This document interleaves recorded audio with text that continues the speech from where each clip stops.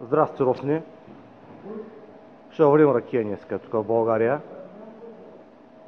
Да ти обясня за какво става, просто само набързо. Казан женица номер 2.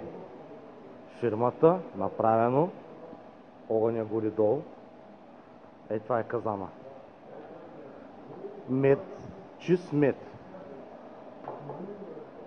Кооперация Бенковски. Виж за какво става въпрос. Виж и му обясни на твоите хора в София.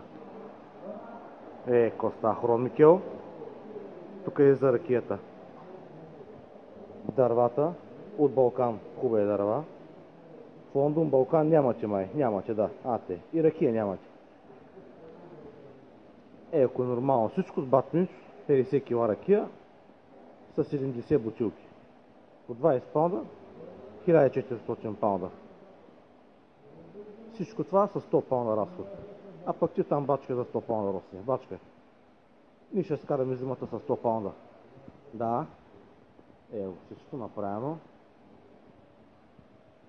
Обясни на твоите хора там в Лондон как се правят работи тук. Колко още имате да бачкате, докато се направите казани за ракия. И в Лондон, и в Лутън.